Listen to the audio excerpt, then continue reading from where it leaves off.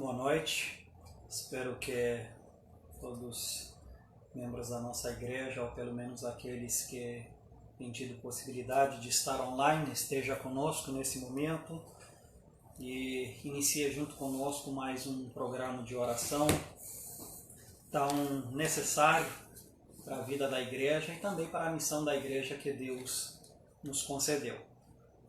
Portanto, esperando que todos estejam online, que estejam bem pela graça de Deus, vamos orar junto. Nosso Pai, nosso Deus, somos gratos ao Senhor pela sua graça que nos acompanha todos os dias. Somos gratos pela certeza de pertencermos ao Senhor, por ter nos comprado com um preço alto, com o próprio sangue de Cristo. E por isso nos descansamos pela fé no Senhor. Agradecemos por mais um tempo que podemos desfrutar na sua presença, orando, ouvindo sua palavra, louvando. Que o Senhor seja gracioso conosco também nesses momentos que se seguem. Orienta a nossa mente, nosso coração para a compreensão da sua vontade e também para que nós estejamos diante de Ti da maneira que o Senhor espera. Em nome de Jesus. Amém. Meus amados, vamos cantar junto o hino de número 177, firme nas promessas de Deus. Mais do que nunca, nós precisamos nos lembrar das promessas de Deus, conscientizá-las para nós mesmos, nos firmar nelas, acreditar e permanecer firme, pois Deus é fiel à sua palavra e é o que nos sustenta também em momentos de crise, em momentos de grandes desafios como esses que estamos presenciando. Então vamos cantar o hino de número 177. Firme nas promessas do meu Salvador, cantarei louvores ao meu Criador. Fico pelos séculos do seu amor, firme nas promessas de Jesus. Firme, firme, firme nas promessas de Jesus, meu Mestre. Firme, firme, sim, firme nas promessas de Jesus. Firme nas promessas hei de trabalhar, tendo o Verbo eterno sempre a me amparar. Mesmo em tempestade vou sem vacilar, firme nas promessas de Jesus. Firme, firme, firme nas promessas de Jesus, meu Mestre. Firme, firme, sim, firme nas promessas de Jesus. Firme nas promessas sempre vejo assim, purificação no sangue para mim. Plena liberdade já desfruto enfim, firme nas promessas de Jesus. Firme, firme, firme nas promessas de Jesus, meu Mestre. Firme, firme, sim, firme nas promessas de Jesus. Firme nas promessas do Senhor Jesus, em amor ligado sempre à sua cruz. Cada dia mais me alegro em sua luz, firme nas promessas de Jesus. Firme, firme, firme nas promessas de Jesus, meu Mestre. Firme, firme, sim, firme nas promessas de Jesus. Amém. Meus amados, vamos nos unir em nossas orações em favor da igreja. Eu creio que Deus tem muito a falar à sua igreja nesses momentos. Acredito que não somente tem a falar, como operar na vida da igreja, aqueles que pertencem a ele. Às vezes nós somos levados a pensar que toda essa crise, toda essa pandemia, em primeiro lugar, tem a ver com o mundo. Mas eu tenho uma opinião contrária a isso. Eu acredito que, em primeiro lugar, Deus tem algo a dizer aos seus da sua casa. E obviamente que ele tem algo a dizer ao mundo todo. Não duvido disso. Mas seria um erro muito grande da nossa parte em pensar que isso é somente por causa do mundo, do pecado do mundo e assim por diante, em evitar e em pensar que de fato isso tem a ver conosco. Deus tem uma mensagem para a sua igreja, para esses tempos. E é preciso que nós, em particular, cada um olhe para si mesmo e vê o que Deus tem a dizer com isso para você como pessoa. Eu e mais algumas pessoas oramos muito para um avivamento. E o avivamento sempre começa dentro da igreja, com as pessoas confessando os seus pecados, se aproximando de Deus, priorizando o reino de Deus. Eu acredito que essa é uma das grandes necessidades do povo de Deus hoje em dia. E com isso vai saciar outras necessidades da pregação do Evangelho para que o mundo se arrependa. No entanto, é preciso que o Evangelho seja pregado. E se ele não é pregado por uma igreja que é renovada e é avivada, que ela se dedica a esse ministério, então, como diz Paulo, como vão crer se não há ninguém que pregue? E nós vemos que o movimento missionário, muito embora ele cresceu muito considerando outros tempos, no entanto ainda ele é muito fraco, poucas igrejas e pessoas investem nisso como uma prioridade. Então é preciso que a igreja ela desperta para a vida missionária e ela desperta para as prioridades do reino de Deus. Eu gostaria que a priori nós orarmos nesse momento para a igreja, tanto aqui em Rio Tinto quanto em outros lugares, para Deus trazer um avivamento e cada um ouvir a voz do Senhor. O que o Senhor tem a dizer? O que Ele está te ensinando nesses tempos? Então, para que você possa sair desses tempos com uma percepção melhor de Deus, da sua vontade para a sua vida e com uma fé fortalecida. Vamos orar? Nosso Pai, nosso Deus, nós agradecemos por esses tempos, muito embora não são fáceis, mas agradecemos que todas as coisas cooperam para o bem daqueles que o Senhor ama. E somos esperançosos que o Senhor fala a cada um de nós. Ajuda cada um de nós a ter o coração aberto, os ouvidos abertos para ouvir a sua voz. E nos dá um coração que busque a sua face. Pedimos, Pai, que o Senhor traz um avivamento no meio do seu povo e nos ajuda a cada um de nós como cristãos, não somente aqui em Rio Tinto, quanto no mundo inteiro, enxergar os nossos pecados, confessar os nossos pecados, nos voltar para Ti, rededicar as nossas vidas no Seu altar, priorizar o Seu reino e viver em função da missão que o Senhor nos deu. Pedimos que o Senhor coloque uma visão saudável na vida da igreja sobre missões, sobre o Seu reino, sobre o Seu envolvimento. E apesar das crises, não nos deixa agir em função delas, mas em função sim da dependência da Sua graça, da Sua manutenção, da Sua providência. Que o Senhor abençoe a nossa igreja aqui para que cada membro da igreja desfruta de uma comunhão mais próxima com o Senhor, de um conhecimento mais profundo, de uma fé fortalecida, do envolvimento mais assíduo na Sua obra. E pedimos que o Senhor nos dá um avivamento que nos leva a pregar com ânimo o Seu Evangelho nessa cidade como igreja. Pedimos isso para todas as igrejas, por todos os cristãos. Sabemos que existem muitos desafios mesmo no seu povo, financeiros e assim por diante, mas nos dá a graça de agir com sabedoria nesses tempos. Também pedimos por aqueles do seu povo que foram afetados por esse vírus, que o Senhor traz recuperação e cura na vida deles, conforme a Sua vontade. Pedimos de modo especial agora pelo reverendo capelão do Mackenzie, e pela sua esposa que testaram positivo. Que o Senhor tenha misericórdia deles e conceda-los a recuperação da sua saúde.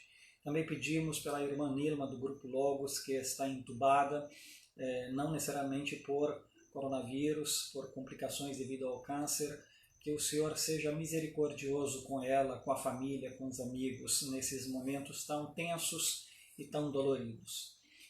Pedimos que o Senhor seja com aqueles do seu povo que perderam os seus empregos, que o Senhor lhes dê a graça para que eles confiem no Senhor e o Senhor supre as suas necessidades, torna sensíveis aquele ao seu redor, as igrejas, o seu povo, e assim como a Bíblia disse, que aquele que tem possa fazer parte para aquele que não tem, de tal forma que exista um equilíbrio no seu povo. E nos ajude a viver essa vida cristã e ser perto dos nossos irmãos quando precisarem. Pedimos que o Senhor abençoe aqueles que têm negócios, se os seus negócios foram afetados. O Senhor lhes dá sabedoria como se lidar com essa crise. Pedimos que o Senhor abra as portas de sustento, de emprego, de oportunidades para o seu povo. E pedimos que o Senhor tenha graça sobre as nossas famílias, sobre aqueles que ainda não te conhecem como Senhor e Salvador. Pedimos que nessas crises seja uma grande oportunidade para que as famílias dos seus santos sejam completas, voltadas para o Senhor. Mas são tantos pedidos que nós podemos fazer em relação aos seus santos, mas sabemos que o Senhor as sabe de todas. E pedimos agora para os missionários que estão em campos missionários e que talvez seja um dos mais afetados, que o Senhor seja com eles, suprindo as suas necessidades e confirmando cada vez mais o ministério deles. Abençoe as igrejas, os mantenedores dos seus servos, aonde eles estiverem, para que esses continuem mantendo, e sabemos que tem casos que isso se torna impossível, mas quando possível, que as igrejas e as pessoas não perdem a sua visão missionária, mais ainda nesses tempos. Abençoe aqueles que estão por ir, aqueles que ainda estão para complementar o seu sustento. É claro que é muito difícil falar disso nesse momento, quando tudo está fechado, mas, Pai, apelamos para a sua graça. E pedimos que o Senhor opera mais do que nós pensamos e pedimos. Em nome de Jesus. Amém. Meus amados, eu gostaria que nós oremos nesse momento também pelo nosso país. O Brasil está passando momentos de mudanças tremendas, econômicas, políticas, financeiras, sociais e assim por diante. E muito embora o número dos casos de coronavírus não cresceram tanto quanto foi preconizado, graças a Deus que não cresceu tanto, mas ainda assim se registra um crescimento e há uma certa preocupação quanto ao inverno que está próximo, e há outras preocupações também quanto à abertura de comércios e tudo mais, e há preocupações econômicas ao mesmo tempo. Nós tivemos parte de certas mudanças, ministros e assim por diante. Então é preciso que nós oremos por alguns fatores relacionados ao nosso país. Primeiro, oremos pela política brasileira, para que Deus tenha misericórdia, para que se entre em acordos e harmonia, para que todos os órgãos políticos operem para colaborar melhor para o país enfrentar essa crise e os danos ser os menores possíveis. Também, quando oramos pelo Brasil, é preciso orar por aqueles da área de saúde, e também para que os recursos sejam usados sabiamente e de maneira rápida para se ter mais hospitais, ter mais lugares de atendimento. É preciso também orar para que Deus proteja o país nesse inverno, na chegada do inverno, de uma propagação do vírus maior. Como também é preciso orar para que Deus dê sabedoria quanto ao relaxamento do isolamento e quanto a essas questões de abrir, de não abrir, como fazer para que não sofremos danos maiores do que já temos. Então eu vou pedir ao Jonatas, que está aqui junto comigo, para orar em favor do nosso país nesses aspectos. Você que está em casa junta-se conosco nessa oração, ore também para que Deus cure a nossa terra, para que Deus tenha misericórdia no nosso país. Senhor, meu Deus e Pai, ainda em Tua presença, venho te pedir que o Senhor abençoe, meu Pai, a nação brasileira. No que diz respeito à liderança, às decisões políticas, a todos os acordos, a todas as decisões em relação a esse vírus, a relação ao controle da saúde da população, que o Senhor abençoe a vida dessas pessoas que estão à frente. Pessoas essas que o Senhor mesmo quem os ergueu, meu Pai, de antemão. Que o Senhor faça dê discernimento a eles, façam entrar em acordos que venham a beneficiar o país. Acordos que venham a sanar os problemas advindos dessa doença e de vários outros também economicamente. Venho te pedir também que o Senhor abençoe a vida dos profissionais de saúde que estão à frente nessa pandemia, meu Pai. Que o Senhor esteja com cada um deles, com a família de cada um, os provê de saúde, de disposição, de energia, para trabalhar, Senhor, nos hospitais, atendendo as pessoas que eventualmente contraíram o vírus. Que o Senhor abençoe a vida deles, os dê sabedoria no seu trabalho, a como administrar também os recursos, que todos esses possam ser organizados da devida forma para o benefício de todos quanto possíveis, meu Pai. Te peço também que o Senhor abençoe, controle, na verdade, meu Pai, essa questão do vírus no nosso país. Sabemos que o Senhor tem poder e controle sobre tudo e todos. Eu te peço que o Senhor abençoe essa questão no nosso país, que ela venha a ser controlada e que logo mais possamos voltar às nossas vidas normais, nos nossos afazeres, nos nossos trabalhos, nas nossas atividades. Eu peço por isso em nome do Teu Filho Jesus. Amém. Amém. Muito bem. Meus amados, eu convido a cada um abrir as suas Bíblias em Atos, capítulo 18, de onde nós vamos ler a partir de versículo 24, que é de fato o texto que nós debatemos sobre ele no domingo.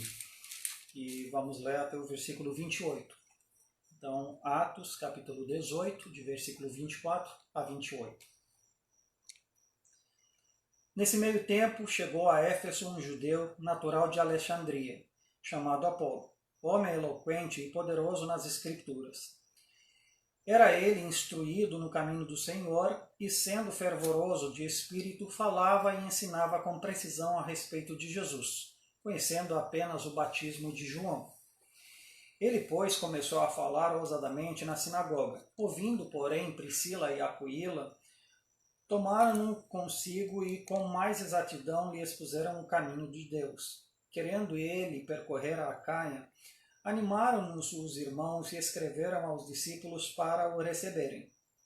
Tendo chegado, auxiliou muito aqueles que, mediante a graça, havia crido.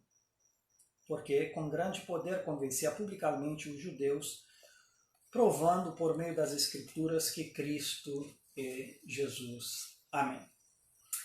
Assim como nós falamos no domingo, é um trecho no Atos dos Apóstolos, onde de certa forma parece que sai de cena a figura exata dos apóstolos e entra em cena discípulos, no entanto, de apóstolos, onde se vê o fruto desses homens. E apesar de o texto falar de Apolo e parecer que ele é o foco do texto, eu entendo que o coração se concentra em Aquila e Priscila, que trabalha com esse homem para que ele se tornasse quem de fato ele se tornou mais tarde, um grande obreiro. Pela graça de Deus, a gente vê que Apolo já era um homem instruído, um homem eloquente, era um homem educado, já tinha parte de conhecimento do caminho do Senhor, talvez por parte da diáspora que estava em Alexandria, que era uma das maiores cidades do Império, situada no Egito. Então, era um homem que tinha já uma bagagem, de certa forma, um pouco parecido com Paulo. Se você percebe, existe certa semelhança entre Apolo e Paulo. Agora, não falei isso no domingo, mas veja essa semelhança. Apolo era um homem instruído, Apolo era um homem educado, eloquente. Apolo conhecia muito bem as Escrituras do Velho Testamento e ele tinha uma cultura tanto hebraica quanto uma cultura grega. Então era um homem culto, tinha acesso aos dois mundos. E isso é característica ao apóstolo Paulo também. E além do mais, era um forte pregador, um forte orador. E esse homem chega, de certa forma, já preparado na mão dos discípulos de Paulo. Ele chega em Éfeso e, interessante, até o encontro dele se dá numa sinagoga. Você vê que, embora Aquila e Priscila acreditaram no Senhor, foram discípulos de Paulo, mas era comum eles ainda continuar a frequentar a sinagoga. E naqueles tempos, nos primórdios, muitas vezes os cristãos, principalmente os judeus, tanto guardavam o dia do Senhor, no senso do domingo, se reuniam, quanto eles iam na sinagoga no sábado. Então, por muito tempo, essas coisas, de certa forma, andou em conjunto. E lá em sinagoga, Priscila e Aquila encontram o Apolo, o vê, percebe que ele não somente fala do Antigo Testamento, mas a fala dele concentra de fato em provar que Jesus era o Messias. E isso se destaca, porque isso não era comum, no entanto, para uma sinagoga. Então esse homem não somente vai lá para falar de qualquer livro do Velho Testamento, mas ele vai lá para provar, com o intuito de falar sobre Cristo como o Messias. E enquanto ele faz a sua fala, veja como Aquila e Priscila vê a vocação dele, o chamado dele, a capacidade dele, mas no entanto percebe algumas lacunas que ele tem e percebe que de fato ele conhecia uma parte, mas ele não conhecia tudo. E então Aquila e Priscila vê a necessidade de fazer aquilo que outrora Paulo fez com eles, de levar do lado esse homem, investir na vida dele e discipulado. E é nesse ponto que nós vemos como Aquila e Priscila foram bem discipulados, bem treinados, e como eles aprenderam o valor de alguém investir na sua vida. Porque eles chegaram de Roma para... acho que foi até, agora eu me perdi exatamente onde... Macedônia. E encontraram...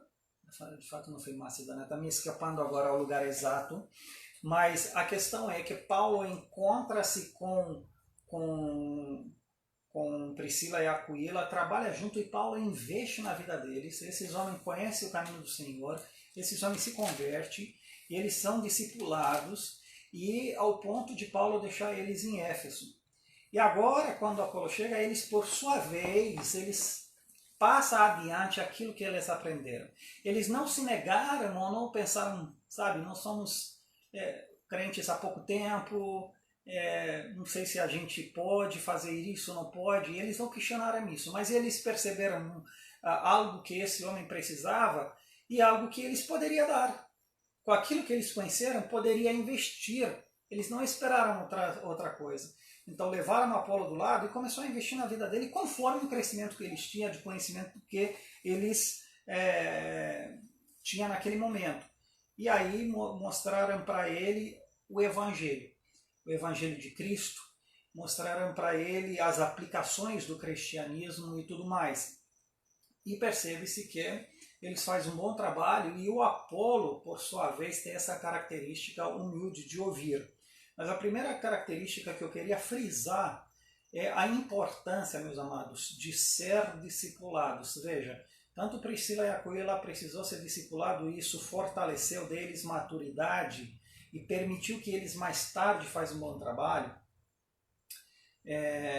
Depois nós vemos Priscila e Aquila levando esse homem particularmente, investindo na vida dele, e mais tarde ele se torna um grande homem de Deus. Ele tem uma grande participação na igreja de Coríntio. Então percebem, o próprio Jesus fez a mesma coisa com os discípulos, os levou de lado, investiu de modo específico na vida deles.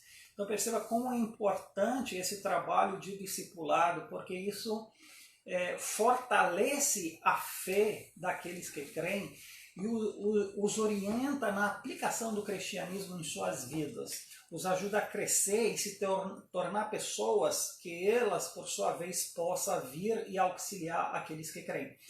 Então, nunca se negue a beneficiar, a investir na vida de alguém que é mais novo do que você na vida cristã.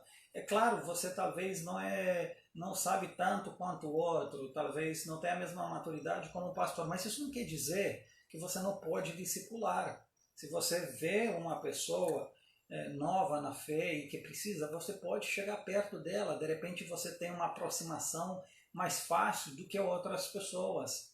E você tem a bagagem que tem até aquele momento, então ajuda com aquilo que você tem.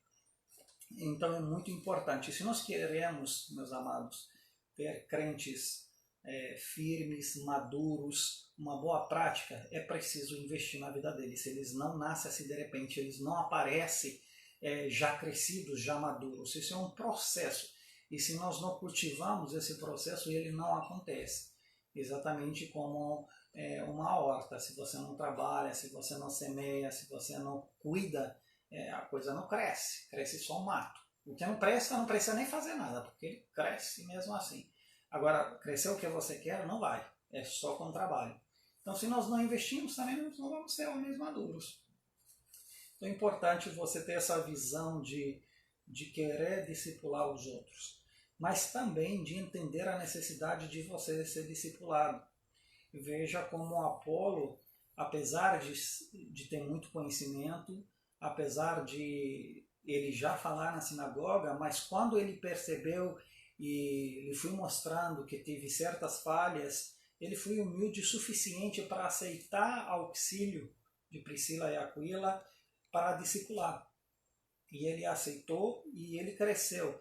E a humildade, vamos dizer que é uma das grandes chaves para o crescimento. As pessoas hoje em dia são bastante teimosas, eles não dão um fácil braço a torcer. Geralmente as pessoas têm resistência a conselhos, a falas, a incentivos. Não, eu sei.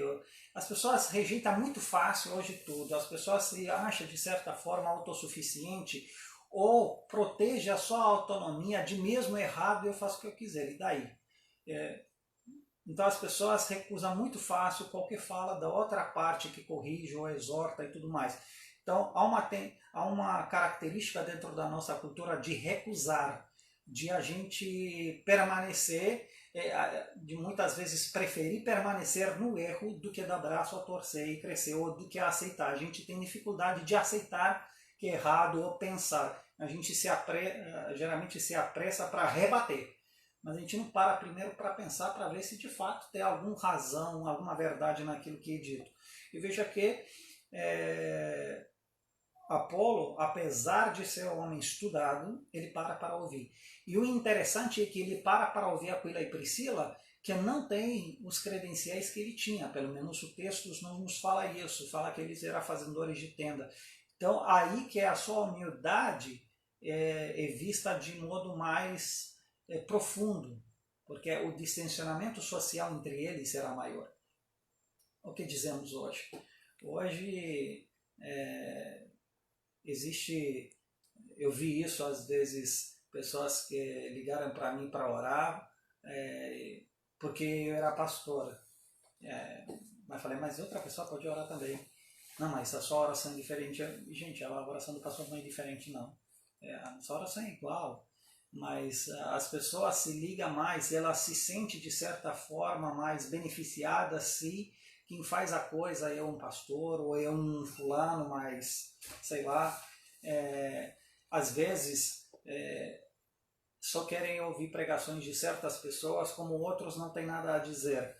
Então nós olhamos muito estrelas, mas nós não somos humildes de fato para aprender. Então a gente aprende, meus amados, em primeiro lugar, nos lugares que Deus nos deu e com aqueles que Deus deu para nós. Se Deus queria te dar uma estrela, Ele ia te dar uma estrela para te ensinar, mas é isso que Ele não te deu. Então, quem sabe você não precisa daquilo. Então a gente tem que pensar dessa forma. Primeiro que a Bíblia diz que Ele concedeu para a igreja, para uns apóstolos, mestres, pastores e tudo mais. Então Deus concede a cada igreja aquilo que ela precisa. Então a gente tem que atentar para isso e ser mais humilde. Acredito que nosso mundo é um mundo caracterizado pelo orgulho. e assim, pela falta de unidade e ao mesmo tempo pelo vazio de conteúdo. As pessoas são muito vazias e muito arrogantes. Então é preciso que a gente tome cuidado e aprenda que a humildade é uma das grandes características do cristianismo. E aí, depois desse momento, veja que o espírito dele permaneceu, do Apolo, me refiro ao Apolo, ele permaneceu aquecido para pregar a palavra de Deus, e ele manifesta seu interesse de ir para a Caia, e os irmãos veem isso com bons olhos. Que bonito quando nós vemos que os irmãos encorajam e não bota água no fogo. Percebe o ânimo desse homem, percebe o seu crescimento, a sua humildade, viu que o problema não tinha problema de humildade, tanto que ele se dispôs a aprender, e os irmãos encorajam para ir. Que bonito quando nós somos atentos aos chamados ao nosso redor e encorajamos, sejamos homens que encorajamos. Porque muitas vezes, hoje em dia, nós temos parte de pessoas que desencorajam. E, infelizmente, muitas vezes é por parte de pastores, de lideranças, nós não temos aquele coração para encorajar. E tomara que Deus nos dá isso. Talvez há muitos chamados de pessoas simples, seria agora grandes missionários, mas infelizmente muitas igrejas não deu espaço, não treinou, não abriu as portas, e assim se perde. Por isso que a gente tem que saber encorajar, e não somente isso, meus amados, acompanhar. Veja como a igreja não somente às vezes, beleza, joia, Deus abençoe, pode ir em paz. Mas diz que a igreja acompanhou, ela quis saber, ela se preocupou para que esse irmão seja bem recebido, onde ele vai ficar. Então a igreja tinha cuidado com ele, não simplesmente, pode ir. Não é nesse sentido. É tanto que eles mandaram cartas de referências para que onde ele chega seja bem recebido. Que bonito isso, que harmonia e que cuidado essa igreja tinha com o Apolo.